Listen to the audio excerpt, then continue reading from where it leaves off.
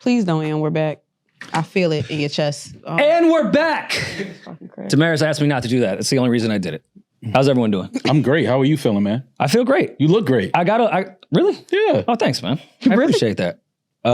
Judging by like the lack of sleep I've been getting this past week, that actually makes me feel pretty good. I did get some sleep last night though, so I feel way better than I did a couple days ago. But I'm happy to be here. Good, man. Happy to address the culture.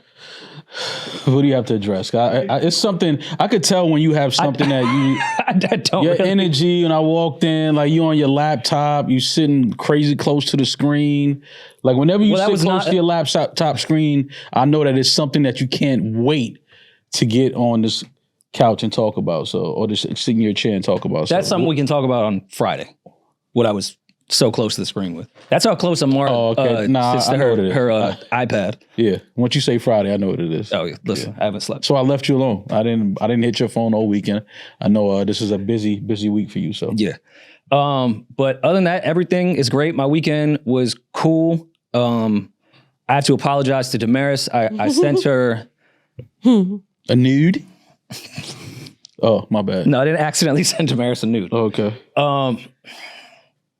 She was a good friend.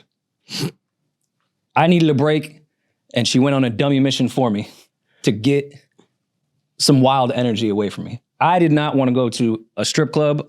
I wanted to go back to the studio. I had things to do. I was with a group of people that was gung-ho on throwing money we didn't have at strippers to have an awful time. So Demaris and Yomes Mahomes came through for me and took this group of people to the strip club so I could go back to Jersey. Okay. But it's one of those like no good deed goes unpunished. Okay. Because I know Demaris was going through it from the Lower East Side to Queens. Nah, see, that's corny. Why you ain't call me?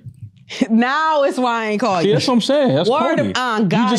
You just said you didn't see me this weekend. We were supposed to hang out, right? And I said, oh yeah, we did talk about watching the fight together. Come to find out, you was in the strip club looking at ass. And didn't hit my phone. Oh, word. You was coming from all the way the fuck up bumblefuck where you live, all the way to Astoria to go to a strip club. I mean, if you would have told me like, yo, I got some friends with me, like we just hanging out. Well, no, now I think about it, Demaris, he could have, because we left from the office.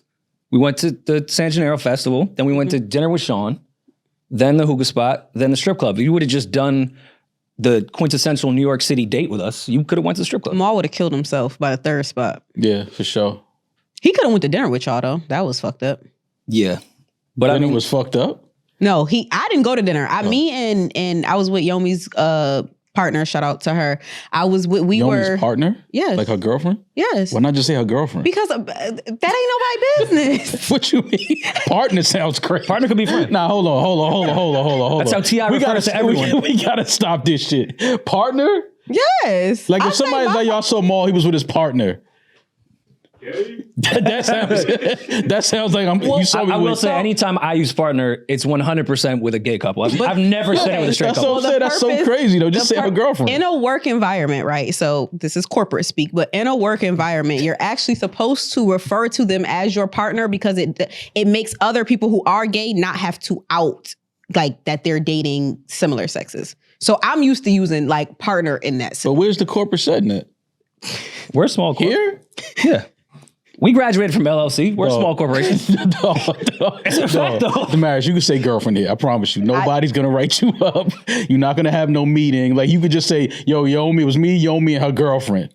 Done. Like, nobody's going to be like, see you Tuesday morning. Like, what are you talking about? We'll put up signs. You can only say significant other and partner in this office. Yeah, that's officially a law. I actually really like significant other. But we were out drinking. We split from Rory and we were out drinking. And Rory went to dinner with Sean. Nice dinner they had lined up. Shit. I walked up, cute. Sean, like, you want some? I'm like, you ain't asked me if I wanted some before you niggas ordered. Like, damn. Where was that? We treated ourselves. Went to Tiger. Okay, that's your spot. You like that spot. I mean, it's a great spot.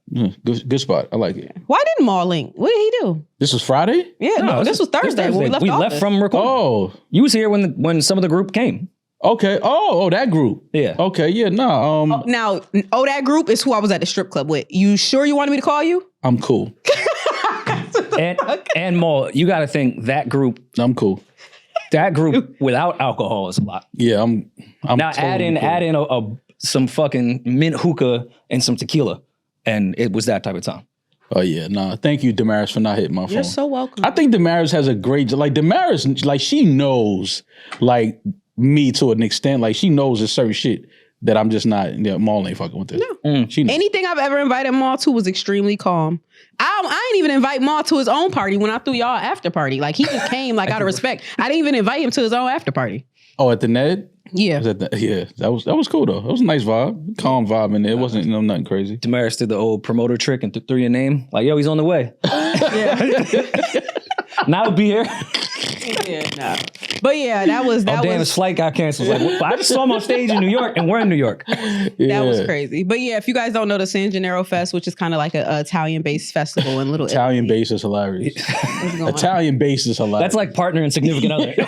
What is Demaris doing today? It's an Italian-based festival. What? It's really nice. They have all types of like, they have like the fried arancini there. You could walk. You mean like Italian culture? Yeah. Okay. Like in Little Italy? In Little Italy, in New York. So the festival is going on. There's a Ferris wheel.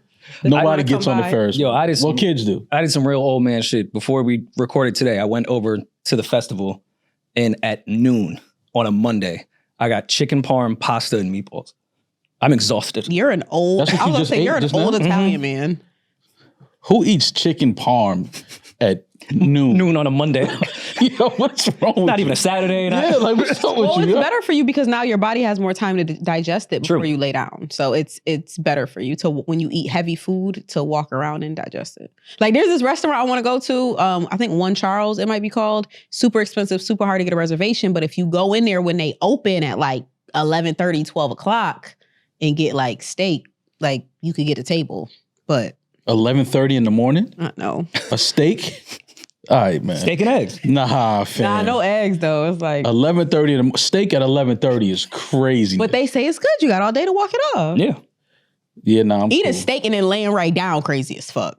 Yeah, that's like, if I see somebody eat a steak and then just go hit the bed, I'm like, you all right? Like, you want to talk about it? What you going through, man? What's up with you? Like, we can just talk. You ain't got to kill yourself. Like, you trying to die in your sleep of heartburn. Like, what's up with you? Well, that's why I can never rock with like the IG baddies, because you got to take them to those restaurants that serve like the big ass prime rib, and then you just watch her down a 14-ounce steak. It's like, we not having sex. You seen a girl finish a whole steak before? Mm-hmm. I don't think I've ever seen that. Like a whole steak? Demaris, you finish a whole steak in one second? Porterhouse? It depends on how big the steak is. Okay.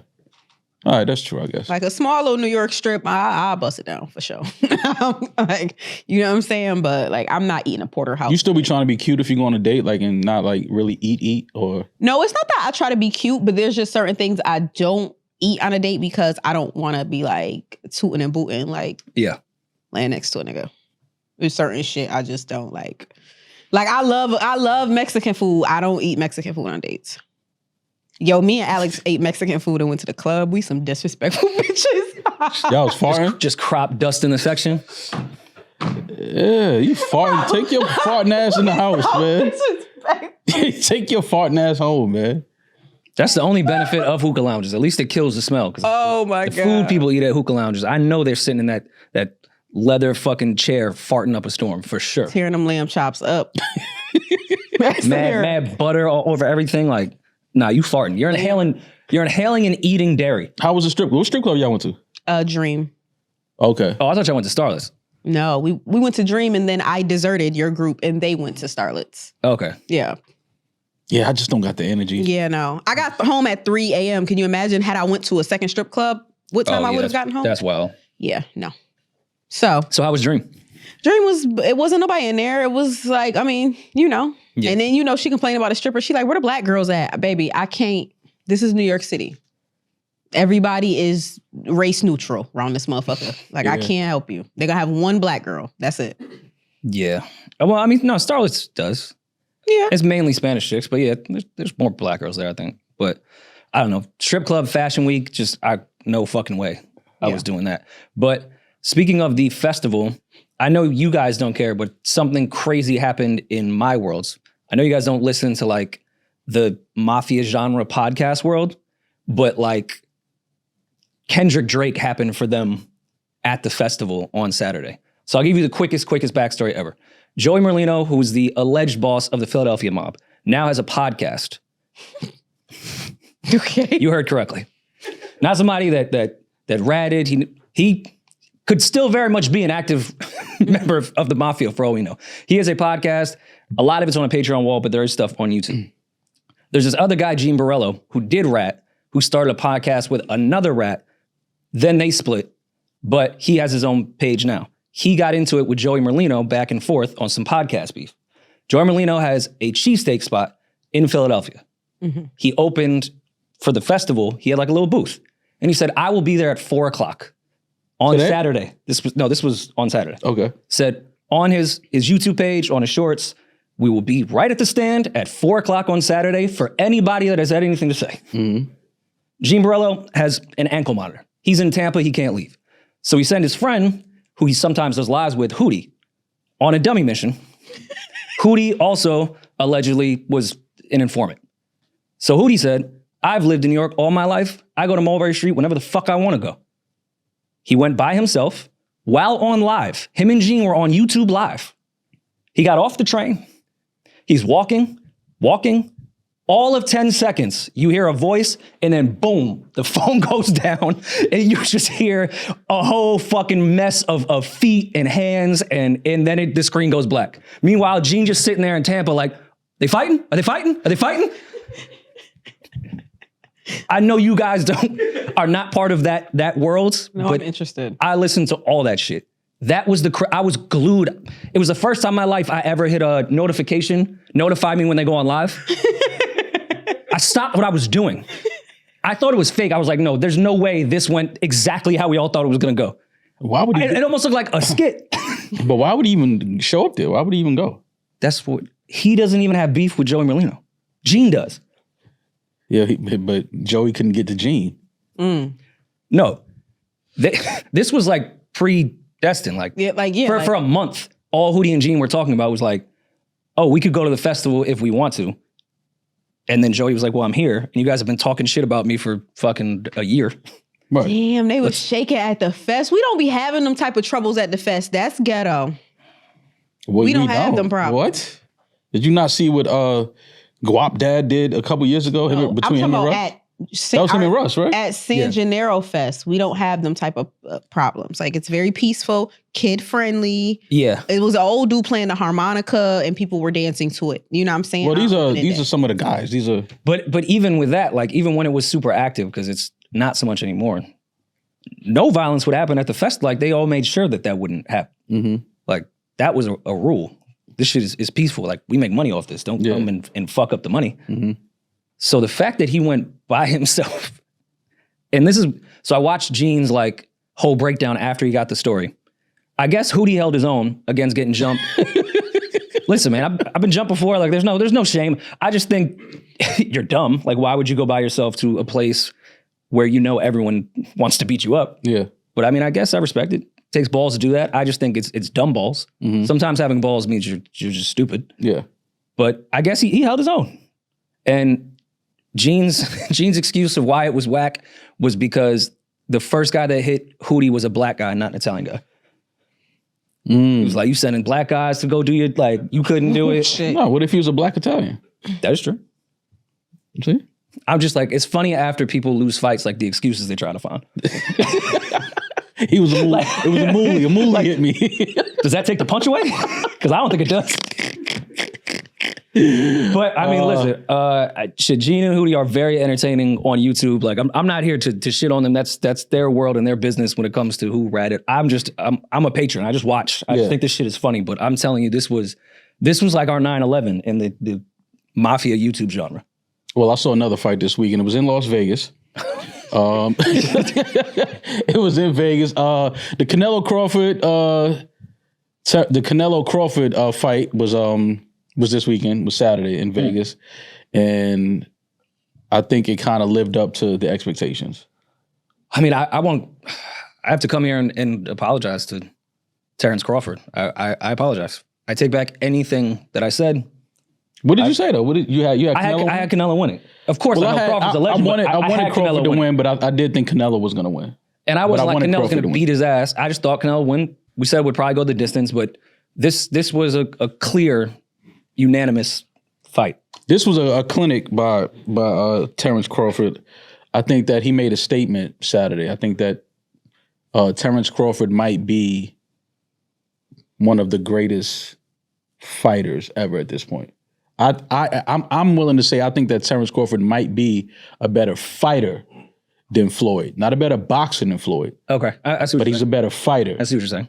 I think Terrence Crawford is a much better fighter than Floyd Mayweather. Yeah, boxing wise, I don't think there's a single fighter better than Floyd at boxing. Like technicality, yes. Mechanics. But yeah, I hear you. Crawford would probably be a better fighter. I think Terrence Crawford. I did not expect him to perform the way that was almost too easy of a fight for Terrence Crawford. He didn't look like he was hurt at all. He didn't look like he was in trouble at any point of the fight. They both landed some nice shots, but I love what Canelo said after, because it was what I was thinking watching the fight. I might even said it when we was watching it. I was like, Canelo don't even look like he can figure Crawford out. Like he don't even know, like where the shots are coming from. And he said it after the fight. He was like, yo, I really could not figure him out. But it looked that way when I'm watching it, and I've never seen Canelo look so, like he was trying to figure it out going into the 8th, 9th round. He was still trying to figure Terrence Crawford out. I saw somebody say that on one of the judges' scorecards going into the 11th round, they had it even, and that Crawford needed the 11th and 12th round to win the fight. I didn't think it was even, but see, that's Vegas. I think Canelo maybe got 1 round, maybe 2. Mm-hmm. But even the rounds that he won, he looked more gassed than Crawford did. Yeah. Like the entire time, I was still thinking, it's Canelo. And we were making fun of Max Kellerman before. Like, all it takes is 1 shot from Canelo and the whole fight can change. All it takes is 1 shot from anybody. I know, but Canelo specifically, like, we've seen that happen before. Yeah. Where just 1 shot from him has completely changed the entire fight. Every round I was like, it may come, but Crawford he looked like he was in better shape as the rounds went. Yeah. Like he was not gassed whatsoever. And to your point of him maybe being the best fighter, in the 11th round when Canelo, had to start going for a little knockout shit, because I mean, in my opinion, it looked like it was completely over scorecard wise. Crawford was brawling with him in the 11th round when I didn't think he needed to. Yeah. Like he fought him. Yeah, no, it was definitely a fight that, it wasn't no running. Like they definitely fought. But Canelo, I mean, anybody that knows the sport of boxing and watched that fight, Canelo looked like a Canelo we've never seen before. I've never seen Canelo look that off his game, didn't know what he wanted to do, couldn't really catch him. And that's a salute to Terrence Crawford and just his preparation. But he's been talking, it's good to see him win the fight, because he has been talking like this for a while. Like he knew for years that he could beat Canelo. Like he said it, he never ran away from it, he never shied away from it. He was very adamant and that he could beat Canelo if he fought him. And he showed up Saturday night and did exactly that. It was a great fight. But the undercard fight, the Mbili Martinez fight, bro, we need to check, make sure those 2 gentlemen are okay, because they was fighting like it was no ring. Like they just met each other behind 7-Eleven and got it on. Like there was no defense, there was no head movement, no like blocking punches. They were just throwing punches, haymakers, and like was taking each other's best shot, and nobody got knocked down. We were joking in between the rounds. Not one person in their corner said to either of them, hey, maybe put your hands up. Yeah. Like now the trainer was like, yo, like that boxing 101 thing? Bro, but like to get hit with those type of shots and nobody fell, like nobody touched the canvas. I just wanted somebody to suggest like, all right, I like what you're doing, champ, but just maybe block 1 punch. That was a great undercard. Like that really, fight, the amount of hitting and shots that was landed in that fight, that was the perfect undercut. Because I'm not gonna lie, man, we got these West Coast fights, man. Like the older you get, it's tough to stay up for the main event, man. Like everybody, we made like espresso at like damn near midnight. Like we was just trying to stay up. Like everybody was like fading, falling asleep. And I'm like, damn, it's like another fight. It's a 1 more undercard. Like that's when Vargas and your local your lad. Yeah, why am I blanking? Callum. Yeah, okay. Callum. That was that fight before I was like, bro, it's another undercard like that. And Billy Martinez, they could have got straight into Canelo Crawford after that one. Well, where Netflix also fucked us up is when they put the image out, Vargas was supposed to be the last undercard. Mm-hmm. That's why even I was texting people to come. He was the last undercard. No. Yeah, it was. Oh, it was out of the order that we saw. That's why we thought there was not another undercard. And then he came out. Vargas was the last undercard, I believe. Like I said, we was dozing off and trying to stay up, and You said you were texting people to what? Come upset. Like we were watching the fight in a different room of the studio. Oh, you were in the studio? Yeah. Oh, okay. So everyone's working. I was texting them like, oh, it's about to come on now. And it was another undercard. I was like, oh wait, never mind. Go back. Yeah, man, those West Coast fights, Jesus. But even like with the pay-per-view days or like even HBO, yeah, the Mayweather would come out at 11:30 at night, but this was like 1:30? This was after midnight. This was like close to like 12:30, 12:45. Yeah, I don't know Netflix. I can't do that. What'd you think of Netflix overall with this? I thought it was great. I thought they did an amazing job. I thought everything was dope. I liked the way they had Jason Statham sitting ringside like they was filming a fucking movie. He was sitting next to the Saudi prince that put the fight on. I was like, they're definitely shooting a movie right now. I didn't know they had screens. If you're ringside, I didn't know there were screens down below that you can watch. The whole time I'm looking at the Saudi guy and everyone else's head is going with the fight. He just like this. I'm like, yo, this guy's so rich. The fight he threw, he doesn't even want to watch. He went ringside not to watch. Yeah. And they told me, nah, there's a screen down there. I was like, but why would you be ringside? It's right there. Yeah, man, you get the different angles. That was my only critique with Netflix. Feel like whoever was the producer doing all the switches, they didn't hire someone that knows boxing. I felt like a lot of shots were missed because they didn't get the camera angle. Like there was a lot of shots I saw in the replay after, but because the camera angle was bad, they weren't going with the fight. I like when you say stuff like that. Why? No boxing. Because then we're gonna come to find out that the person that was like producing it was produced the Ali Frazier fight. Yeah. Oh well, then he did. It's gonna be the person that knows everything about boxing. Then he did a bad job this time. He knows like when to switch, nothing about boxing. Even when to switch in any sports, whether football, whatever, like that's a big part. So yeah, but you can't. You're gonna miss some of the shots. Like you can't guess when he's gonna hit him with a left hook, like to get the camera on the right side. They were always on their back. I was like, you flip the camera like a regular boxing match would be? No, I think they did a good job. But this was definitely the most watched. I think the most watched fight ever because obviously it was on Netflix. Yeah. But shout out to Crawford and Canelo. I don't know if it'll be. I know we said it'll be a rematch. I don't know if there will be. I don't think Crawford needs to take that. Like this was just a clear win. I mean, but if they come back with. Because he took home, I think, a little over 50 million from this fight. Didn't Canelo take 150? Yeah. Yeah. So now if they come back to Crawford, like, hey, we got 200 for you. Yeah. For the rematch. It's hard to say no to that. Yeah. You know what I'm saying? Like, not mad at that. Yeah. But Netflix went full blown with the celebrity shots. Like, even when I was watching the undercards, they were trying to find anybody famous. It was like the third lead in MASH. And they would show it. I'm like, yo, who are these people they keep showing? Like, you can just like either just cut to the ring or just do commentary. You don't always have to go through the stands and just find every celebrity. They just want to let you know who's in the building, man. The one person that wasn't there that was probably the most notable name is Floyd. I didn't see Floyd at the fight. Yeah, that's a good point. Yeah, I mean, unless he was there and I don't see the cameras missing Floyd. Yeah. You can't miss Floyd Mayweather at a Vegas fight. But yeah, I didn't know why Floyd wasn't in attendance for a fight that was, as big as this one. But either way, it was a good fight, entertaining. Shout out to Crawford. Undoubtedly the king of boxing right now. And it was good to see him, get the victory and take it back home to Nebraska. Yeah, I was happy to see Tyson looked happy, all cuddled up. Is that his wife, his girl? That was Mike. I've never seen the couple reveal with Mike Tyson before.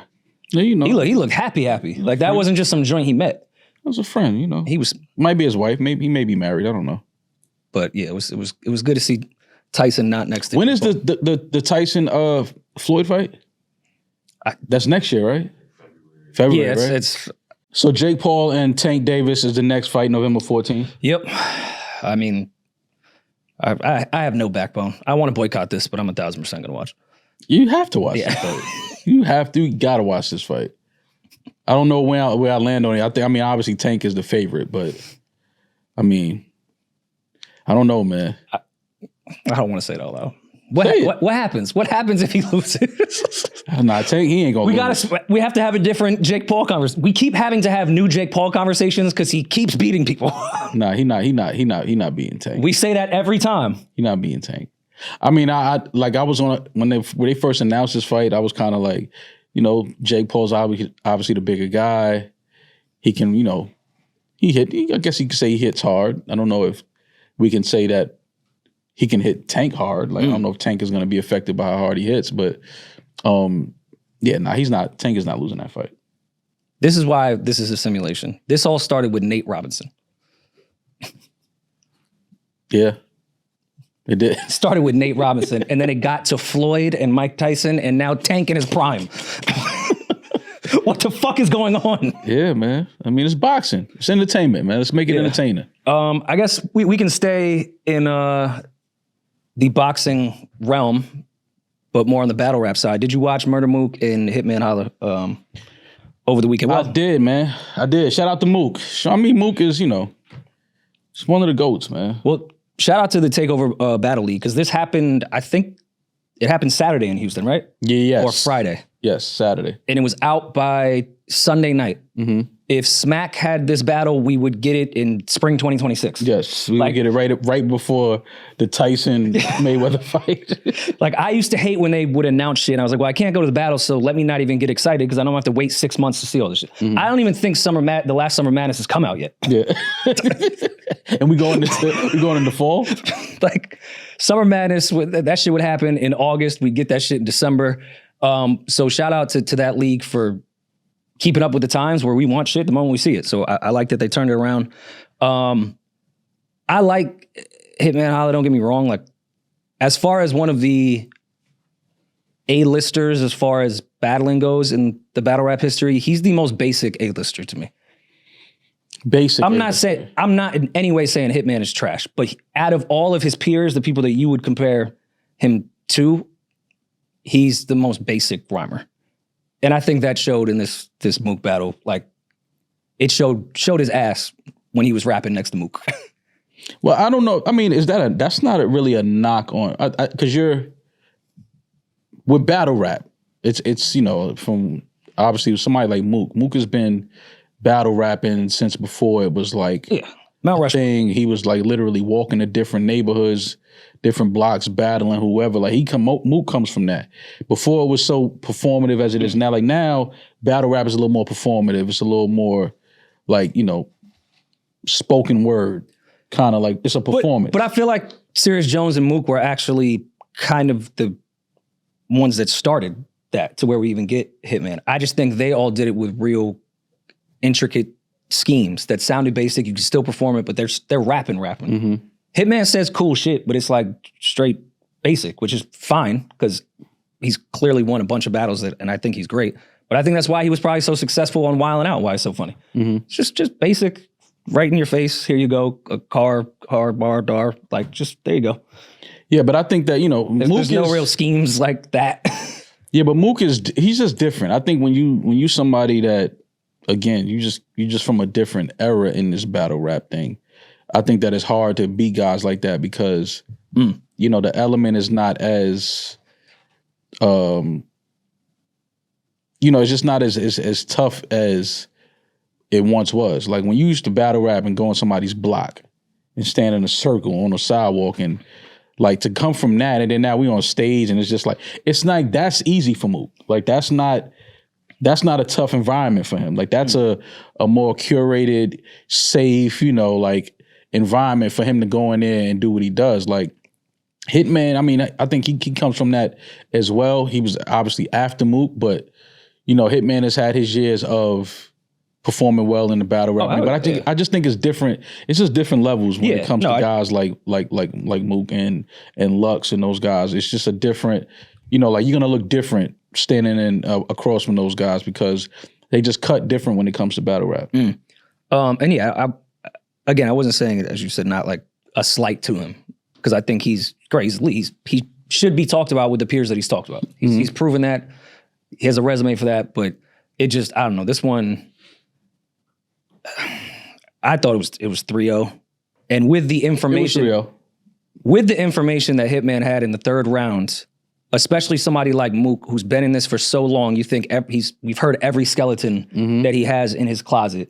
With the information, I feel like Hitman made it so basic and didn't deliver it well that it didn't even matter, which is crazy. And on top of that, I do applaud him for thinking the battle rap world cares about domestic violence. Like, I don't think this is the arena where this is gonna hit the way you think it's gonna hit. Like, no, that's crazy. And granted, if any of that is true, down to the we'll say grape, so we don't get demonetized. The grape in college that got him kicked out, beating up his wife, beating up his daughter. Yeah, that's fucking nuts if any of that is true. I just will care about it on the Twitter timeline. The battle rap, you think that side? Yeah. That didn't even move anyone in the crowd on stage. No. This ain't the place. Yeah, they didn't care about that. I mean, I salute Hitman for putting that whole thing together, and for sure, that whole scheme and everything like that. That takes skill, but it just didn't land the way I thought Hitman thought it would land. It was so fun, and salute to the battle rap community. I'm not saying all you guys don't care about domestic violence, but if you go look at Mass last round against Holla, when he was talking about how Holla schemed his mans out of the t-shirt company and all that, that whole crowd was like, you're fucked up, you foul, all this shit. They care about scheming your man out of money, not beating up women. No, they don't care. You have to think about what... Yeah, it just didn't land. What this arena is. But I think that Mook, he definitely outperformed him all 3 rounds, though. I think it was 3-0. Mook went crazy. Yeah, Mook went fucking nuts. Outperformed him. I don't know if there's anybody left for Mook to battle at this point. Like, who else is, like, guys like Mook and Lux, it's like, who do they battle? Gotta wait for the younger guys to get better and have a longer resume so they can even get in that realm. But yeah, I'm with you. Yeah, it's like, it's nobody, it's, I'm just Mook and Daylight. I don't know. Yeah, nah.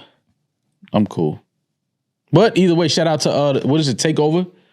Shout out to that platform. They definitely turned that event around in less than a day. So that was dope to get that battle last night. I watched that. Shout out to Mook and Hitman. They both of them put on a great, showing of skill and wordplay and things like that. But Mook is just different, man. Mook he's a GOAT. He's top 5 when it comes to battle rap.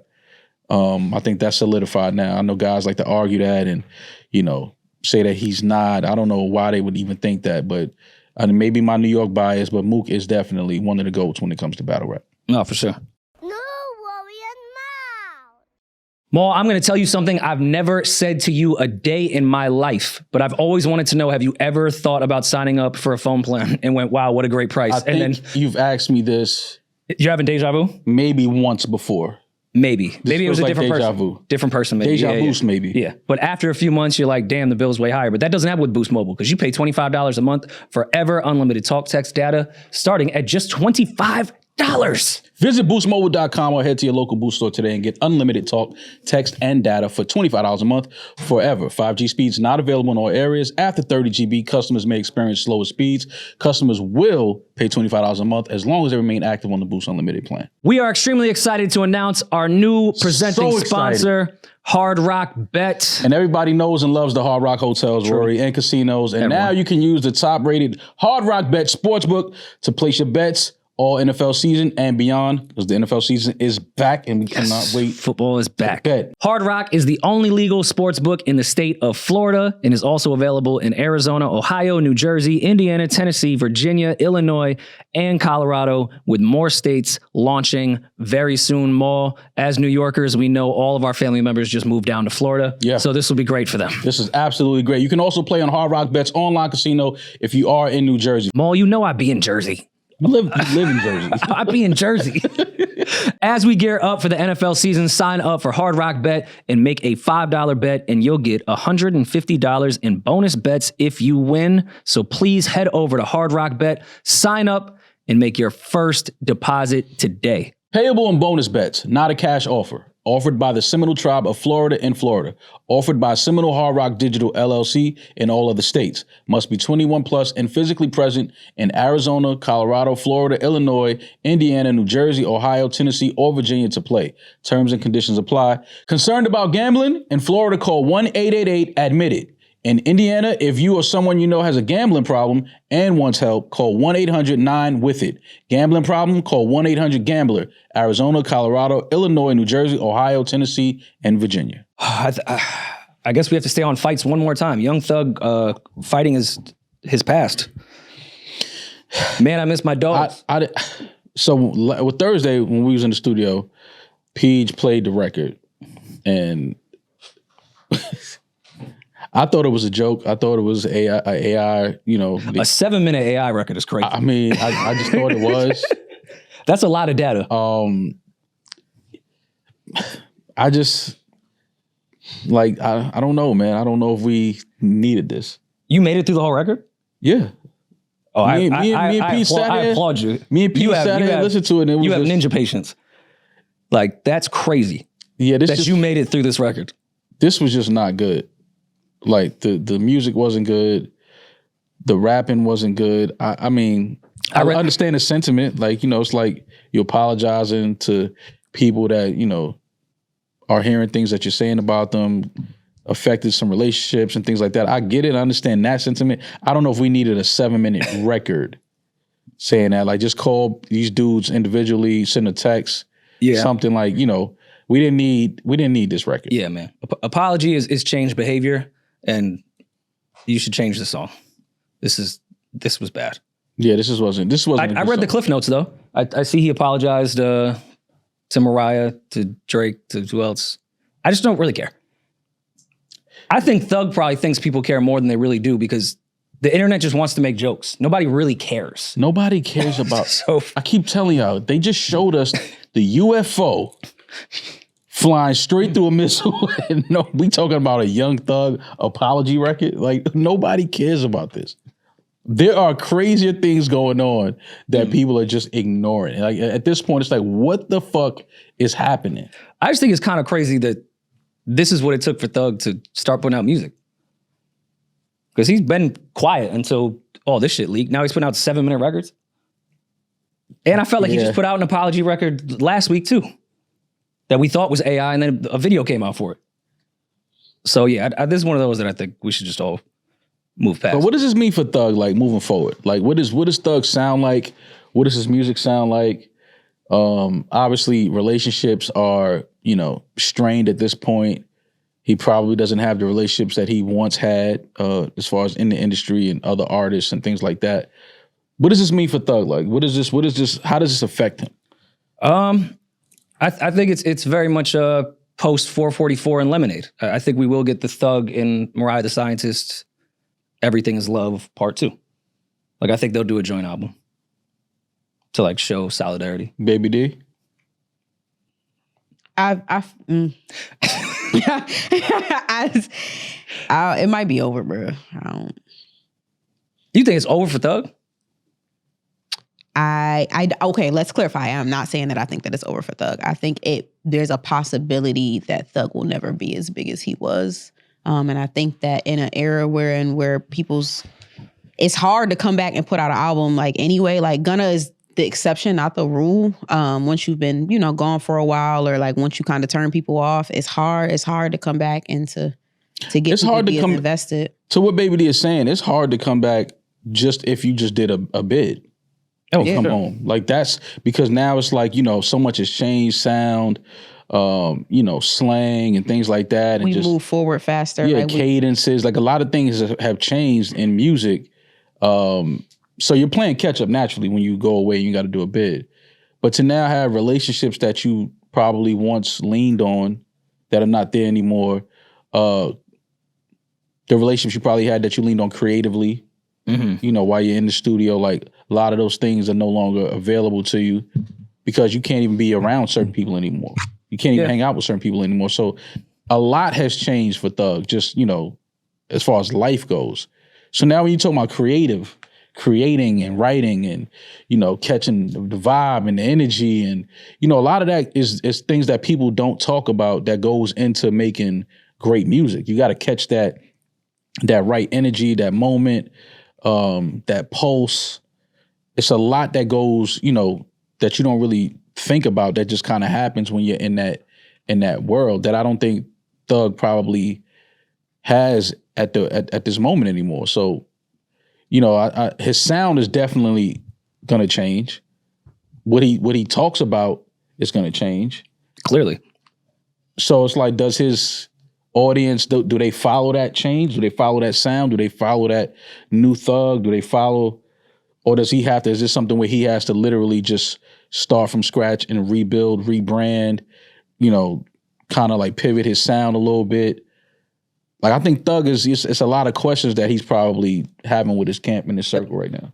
Everyone's gonna follow if it's good. Like, if it's good. If Gunna came out and the music he put out right away was ass, the overall energy would be like, yo, Gunna's a rat, fuck him, we don't support rats. But it was good. So everyone followed suit, and Gunna is probably bigger than he was before. Thug just has to focus on making good music. Like, that's it. People don't care. They will only go if the music is good. Now, if the music sucks, people are just going to continue to say like, yo, you were the complete opposite of what you were perceived as. We thought you were this guy. You're not that guy. And all of those rumors and shit will just keep following him. People forget when the music is good. Mm-hmm. Everything is fine after that. Yeah, you make good music, and, you know, that's like the fix all. Like, everything is. It's not the fix all, though. If you make good music, there's plenty of people that make good music that people don't like. If you have a certain sound and your sound becomes dated while you're away, or you become unlikable to the public, good music is not enough these days. There's plenty of people who make good music. There's plenty of people who make good music and y'all don't hear of them. Wait, who? Well, I'm talking about that had like the spotlight, had the moment, but like was a big name, big artist, and then, you know, went away for whatever reason, and then came back and made good music, and nobody is paying them attention. Like, who? I would have to secure the list. I can't think about that off the top of my head, but that's like good. I just don't feel like good music is enough. Well, let's use Gunna as an example. Let's not rewrite history. When that tape leaked of him saying "yes, ma'am," everyone hated Gunna. That was the consensus on the timeline. His old friends were tweeting shit. Everyone in the industry was unfollowing him. Mm-hmm. Let's not act like everyone loved Gunna the way they do now. Everyone loves Gunna because the music was good. He changed the narrative right away just because the music was great. No, he changed everything. This nigga's in shape. He doing 5K runs through Central Park.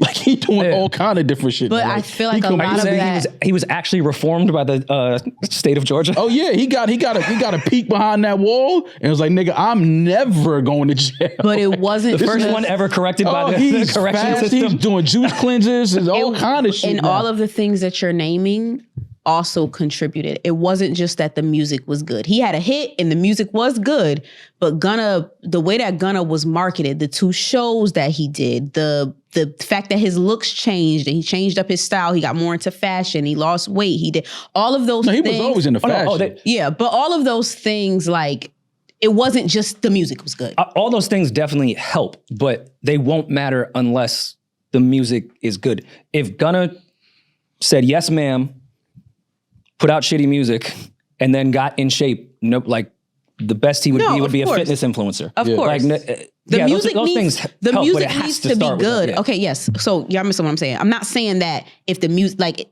it doesn't matter if the music is good. What I'm saying is the music has to be good, but just because the music is good doesn't mean that will be enough. That doesn't automatically mean that will be enough. That fixes a lot, though. Sometimes. When you put out a banger, it's a good start. When you drop a joint. But who decides what a banger is? And that's my thing, right? Like, who decides what a banger? Yeah, women. There's some songs I'm sure that you guys have heard that in your head, it's a banger. But if the public doesn't perceive it that way, if it's not marketed the correct way, if the kids don't catch on to it or know that it exists, it doesn't matter that the music is good because the right people aren't hearing it and uplifting it and the time wasn't right. So that's why I said sometimes it doesn't matter if the music is good. Sure. And I hear you on that. But also, Gunna capitalized on the moment no matter what. because the music was good, all of us had our eyes on Gunna because we wanted to see what he was going to say. Everyone clicked that when he dropped that project immediately because it was the moment. What's Gunna about to say? And we listened, it was like, oh, this is good. So we stayed with it. Mm-hmm. He capitalized on all of the eyes being on him. So at that point, all you have to do is deliver music because no matter what, everyone wants to hear what you have to say. Mm-hmm. Now, Thug is in the same position, but unfortunately, the moment that happened was a bunch of leaked jail calls instead of music. Mm-hmm. All of our ears and eyes went to that. Now, he still is going to have that moment. I don't think he should waste it on 7-minute apologies. I think he should focus on records that we're actually going to fucking replay because all the eyes are on Thug. We want to know what he's going to do. And I feel like he's wasting those moments on bullshit. Yeah, I feel like that moment has passed. Which one? The moment where he should have put out a banger. I feel like it's passed. I agree, but how? He didn't really put out shit. He didn't put nothing out except for this joint, and then obviously the Jeffrey files that they put out. But what I'm saying is it's not about what he has put out. I'm saying the moment. Like, you've let other things eclipse the moment of you getting out of jail already. Like, you've let other things eclipse the moment. Yeah, but he'll still have people moments. People still want to hear his music though. Like, if he announces he's putting out an album next month, people are going to listen to it. For sure. But you know what I'm saying? Like, they want to hear what he does. But his window. You only got one shot. Do not miss your chance to blow. I'm saying also, you seen Top Gun 2? Phenomenal. You see when they had to drop them? That mission. That's the precision Doug has to have? Man, Doug got that type. He got one shot. He has to hit Mach 10. Man, he got one shot. It got it. It got to be a hit. It got to be a hit. If not, I don't know if people go back to it. I'm going to be honest. I don't know if they go back to, he might have to find another artist and just kind of like curate another, upcoming artist and go that route. But, it's just being honest, like, I think he turned a lot of people off with a lot of these phone calls that are being put out. Again, I think a lot of, favors that he may have thought he was going to have coming home. And I think a lot of people are going to kind of turn the shoulder on him now. Like, yeah. Because like I said, we didn't finish hearing the tapes. Oh, definitely. It was more phone calls coming. Yeah. Like, it went from artists couldn't wait to have the opportunity to work with Thug again to, I don't know if I should. Yeah. Like, and to Demaris' point too, with the likability thing, with this one shot, yes, he has a window. People are going to pay attention. But if it's just average because he's become so unlikable, then you don't get a second chance after that. Mm-hmm. A likable person sometimes gets a second chance. Yeah. An unlikable person, people are going to go in to listen. But if it is not undeniable, there's still going to be bias in your head of, I don't like this person. I know what might help. I think I got it. Okay. Thug got to do the ayahuasca. Oh, you mean like for the music or help like his life? Just life. I think that's going to unlock a whole nother thing for him. Mm. Yeah. I think if Thug do the ayahuasca, he going to be all right. I wouldn't know. I would love to like be able to watch and see what is in Thug's head during an ayahuasca. I would love to just be able to be on that journey with him. Just watch it. Like, yeah. I'm just a passenger. I'm just a passenger on the trip. Like, I gotta see. Thug do the ayahuasca, he gonna drop a classic. You know what he should do? He should do the ayahuasca and live stream it, like the live stream marathons. He should do the week of ayahuasca, and the live stream should never leave. He should go to Costa Rica. Go to a nice like village. You know what I mean? Get your own villa type of thing. Get the shaman. Have the shaman come in. Yeah. Live stream the whole ayahuasca experience, and then watch the music. Watch what happens to the music after that. And Kai, this is copywritten, so don't go rent a house and get Drewski and every celebrity in the world, and you guys do ayahuasca in the basement. No, they could do it. We just got to be 30 days of ayahuasca with all our favorite celebrities in Kai's house. You heard it here first. Yeah, do the ayahuasca. Thug do the ayahuasca. It's two artists I want to see do the ayahuasca: Thug and Kodak. Yeah. I totally forgot to tell you. You spoke to Kodak? I'm driving home. And I'm driving down the street a block away from my house. And I see Kodak Black. Oh, my God. Why? Oh my God. I totally meant to text you and I forgot. I was like, yo, I'm driving on the most random back block. That makes sense. And then I later saw he was with, shout out to Albial. Albial took him to his hood in Jersey City, Marion. Okay. But I must have caught them when they were like walking out, because I'm like, why is why is Kodak Black walking on my block right now? Yeah. That's fire. Yeah. I double took. I was like, that wasn't Kodak. No, that's Kodak. That's Kodak. Those are two rappers I want to see take the ayahuasca. Young Thug and Kodak. I think that'd be like.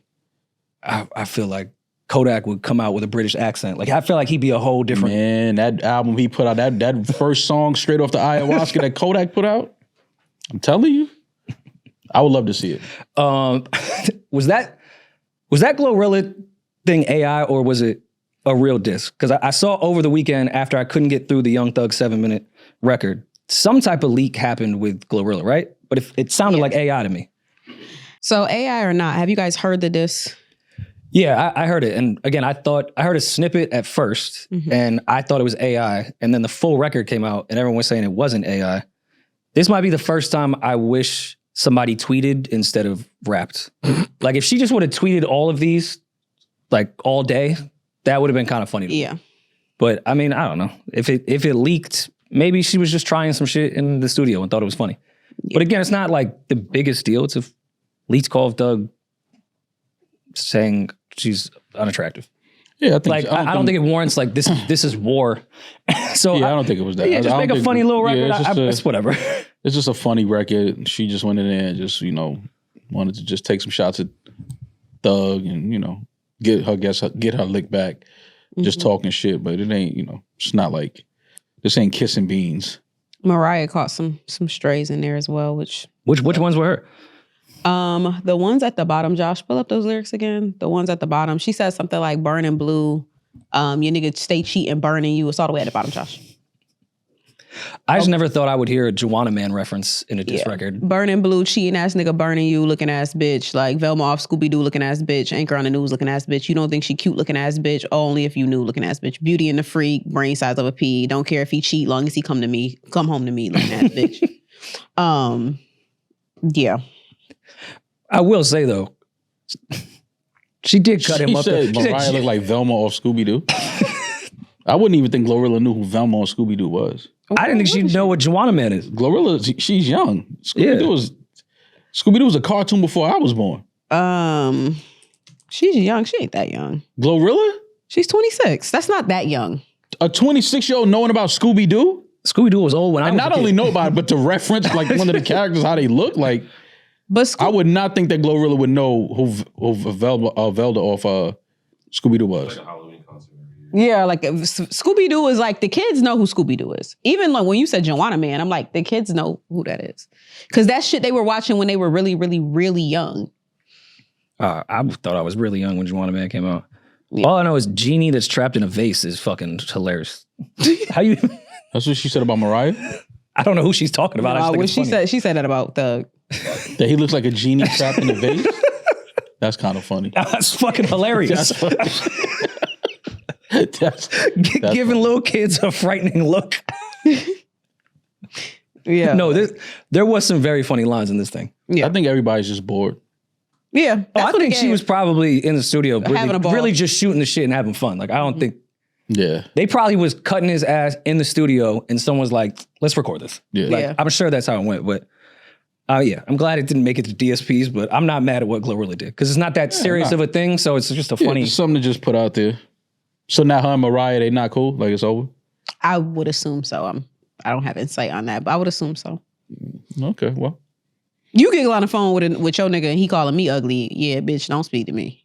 I feel that, yeah. That's me personally, but... Yeah, no, I thought y'all were talking about Thug and Mariah. It's definitely... Glorilla and Mariah are not going to fuck with each other after that. Well, Mariah bought Thug on stage for one of her performances recently, so... That was all bad.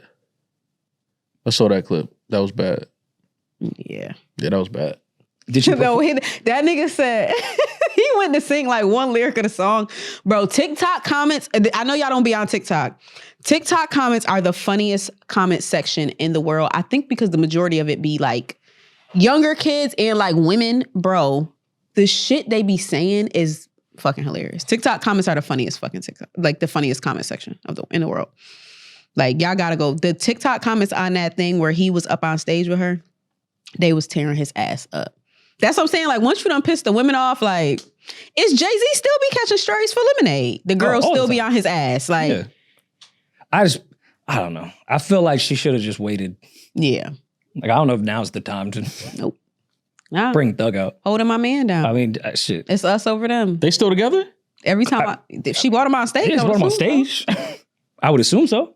But didn't he say, like, didn't he tweet something about chapter closed? This was after, though.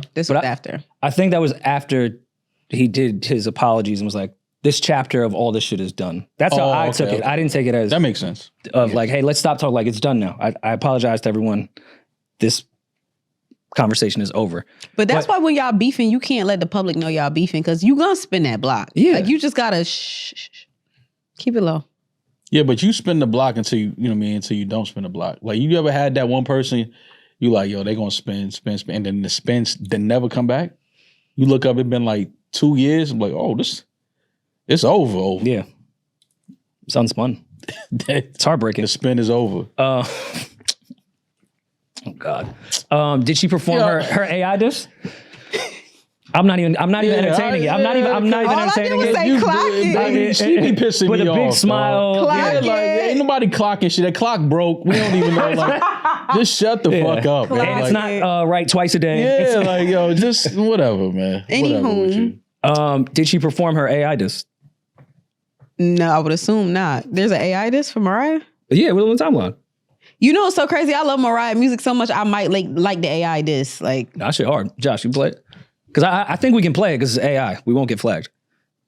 So I said they knew that was definitely AI. Mariah. Listen to the beat. They was like, the AI sing better than Mariah. That's fucked up. How could I be so naive to let this nigga play with me? You think you got one up on me? Bitch, you claim to be fuck nigga free, but tell the world how you fuck the whole industry. And your pussy ain't nothing but basic, just like all your chains. You better check about me, bitch. I ain't He got a pussy. and wait, didn't you say your body was your king, bitch? Please Turn this shit off, fuck God. that nigga. Whoever wrote this, who wrote this? Like, AI. y'all don't listen to Mariah at all. That's AI. Yeah, no one was asking. When people it was AI. make AI, people usually write the songs and then have the AI sing it. Like, people usually write shit and then have AI sing it. But I mean, some of the bars went over my head. Did she in fact say that Young Thug has a pussy? And then it said his pussy's also whack. She was dissing Glorilla. Oh, okay. I thought that was to Thug too. No, that's not like Glorilla. Because she started out talking about Thug though. She started out talking about Thug. I thought it was a Thug diss. Get your man. Rory be so clueless sometimes. Like, I thought that was about, how did you think she was? He wears a that dress. about I Thug? thought like No, man. that was like some real bars right there. Nah, she wasn't giving us like on time. Well, she weaved that because started out dissing Thug. I didn't know we were going right to Glorilla without any change of subject. Yeah, all of that shit is looped in. Y'all both getting it. I'm shooting at both of y'all. But that's so whack though, because like if I just feel like they, rappers they could use that as a crutch now. Oh, for like sure. if it's whack and it's like, oh, this shit trash, man, that's AI. That ain't me. Nah, Like you could fall on the AI excuse. Like that's like the LOL. The AI is the new LOL. But I feel like people in tech can probably go in and find out if it's but they need to like make, for like regular pedestrians like us, there needs to be an AI program that can tell us if this is AI. The way they check the diamonds with that little thingy, we need that for like the average person should be able to take a file that they have on Apple Twitter. should tell us that. The same way y'all keep telling me to turn my headphones down. When I'm listening to one song, like, yo, based on your last 7 days, you should turn your volume down. Yo, this shit knocking. Shut up, nigga. Actually, I want the turn iPod, this bitch up. Yeah, I want the iPods to be louder. Like, I hate the iPod's not even loud enough to me no more. AirPods, baby. The AirPods, I'm sorry. I said iPods, AirPods. Definitely getting old. Yeah, the AirPods they not loud enough for me no more. Doesn't the new like Apple Watch or something tell you when you're about to have a heart attack? Did I read that somewhere correctly? The next one. Which is like, that's great. That's a good way for technology to help. But like, imagine you just like, we chilling on the pod and I just get a notification. Like, you're gonna have a heart attack in like 3 minutes. Oh, you gotta take a aspirin. What is it, Bayer? They tell you take 2 Bayers and relax. Yeah, so I need to get that. That's dope though. If it's gonna tell you if that. If you can do that, automatically call 911. Like, I don't want to look at my watch. Like, sometimes I've had an Apple Watch. Sometimes you get a notification, you look at it real quick and you just keep doing what you're doing. Like, There needs to be like a loud horn if I'm about to have a heart attack. Oh no, I'm sure like there's some type of alert. Don't just give me a ding ding. Like no. Literally scream from Siri's voice. We come such a long way from the monitor that old people used to have when they used to push the button and they call the police when they fell in their home. Life alert. Yeah, Life Some alert. of the greatest commercials of all time. Oh my God. I've fallen and I can't get up. Yeah, like how do you? That was the line. Yo, old people used to wear them shits like Jesus pieces. You had to. That was the Jesus piece. If you didn't have that on, you was going to see Jesus if you didn't have that on as an old person. No, that was old people drip for real. And they needed that. Yeah, if the new Apple Watch is doing that, then I'm in. I've been talking about getting an Apple Watch, but if it's doing that on the next one, I'm definitely getting it. The Aura Ring does that as well. Tell you when you're about to get sick. Alex has it. She'll be like, yeah, the Aura Ring told me like I've had a fever the past couple of days. I'm probably about to get sick. But is that like one that's like connected to like astrology or it's science? Like real? Okay. Wasn't sure. Like your Virgo moon's rising. You may get sick this month. Your Virgo moon is rising. Sure if that's like you might catch a cold. No, the Aura. It's not Aura like A. It's not like a moon ring. Aura Oura. Okay, gotcha. Yes, I've seen that. Yes, I've seen that, and it does what? It tracks like your temperature, your core body temperature, how long you're asleep, like those kind of things. I hate that I'm this guy now. Where does that information go to? Like who else can see that? Oh, you know who it goes to. That shit is, bro, that's just tracking people. Yeah. Like, let's just call it what it is. That type of shit is just tracking you. Like, listen, you don't got to use it. I watch too much First 48. I could kill all of y'all and get away with it. Okay. Not y'all in particular here. I'm just saying, like, I watch so much First 48. I know when they fucked up. So you had your phone with you, you're done. Like, oh yeah. Nigga got his phone with him on a drill. Yeah. Nigga, what? You might as well live stream it. Yeah, and calling your homie like, yo, I'm about to go. You niggas you know how sick you gotta be to know that we about to go shoot this whole block up. And you be like, you in the car, y'all about to leave, like, hold on, I left my phone, and you go back and get it? Mo, there was one case I saw where they thought they were smart. None of them brought their phones. They put in the address in their GPS to go murder somebody. Oh my God. And they seized the car and was like, dog, this goes from your house to the murder scene at the right time. What the people are fucking GPSing stupid. to a homicide is the funniest thing in the world to me. So imagine now I got an Aura ring on and I'm going to drill. Just go sit in the cell. Just that back one, that last one, open it and go sit down, man. I saw this lady, her and her side nigga killed her, like her husband, but like she got a Ring camera in front of her own crib that showed them going in and out. Bitch, it's your Ring camera. Like it's your crib. You didn't think to disable the fucking Ring camera before you went and murked your fucking husband? I found a new YouTube channel that I love. It's the one where they catch people doing like trying to like bust fake checks in the banks. Mm. Y'all gotta watch. This is the funniest. This shit needs to be on TV. This is the funniest shit. They be like, yeah, nah, hold on. We're gonna go in the back and count your cash out. I'm cool. I'm going home. If you got a fake check and the teller says, yo, just wait here, I'll be right back. Fam, if you don't get up out of here, they be sitting there. Homie was sitting there. He didn't even know the police walked in the bank. And he's sitting there, and they walked up on him and he saw the cops sitting there. You could just see it in his face like, oh my God. Mm. They like, where you get this check from? He's like, yeah, nah, I met some guy on the beach. They're like, what's his name? He's like, I don't know. I was like, this nigga on the check. People are fucking stupid, bro. You know how crazy you got a check and you say, I got it from somebody on the beach, but I don't know his name. I'm sitting there like, yo, what? I don't understand how people get to the point in life where they're like, you know what? I'm going to just try to bust this $2,000 check, even though I might go to jail. And it's like 4 felonies. They started reading off the felonies. He looking like, nah, the homies on me told me it was 1. Nah, it's 4 felonies. $2,000. And then he said he had to give his man half. So now we had $1,000 for 4 felonies. Dumb as fuck. One of the greatest YouTube channels ever. Have you ever seen, there's a guy that he scams the scammers, more or less. Like the people that are in those call centers that try to scam everybody when they call. Yes. So he hacked their CCTV camera and was explaining what they was wearing in the chair. It's like funny as shit. Like he'll go with the scam for a while just to get them moving, and then he'll have the location. shit. I know where y'all at. Yeah. Even just look at the thumbnail of dude when he realized. Yeah, I love shit like that. That's the best shit ever. That type of shit, that's real. That's real TV. For sure. That's real. This ain't no script. This is real shit. These niggas is really going to prison. That's the type of shit we need to put on TV. Yeah. I mean, go ahead. It's a show on Netflix called Who Called? Is it the 911 caller? Some dumb shit like that, where basically they'll show 3 stories of like people who called 911. They'll play the 911 calls and they'll be like, which one of these people was actually the murderer? Like, because people be calling 911 after they committed a crime. Like, yo, nah, my wife fell off this cliff. Like, I don't know. Her heart rate is this. And like, you got to come get her.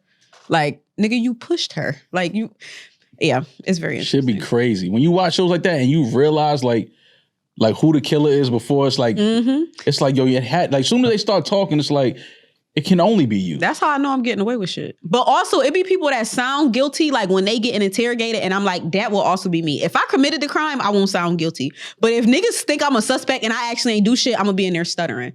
Like, I do that sometimes, like when I'm just like nervous or like some shit, I'll start like stuttering and it sounds like I'm lying, but I'm not lying. But when I'm lying, I'm crystal clear. Well, First 48 is a good example of why you shouldn't commit crimes. I've never seen anyone stand tall in an interrogation room in First 48.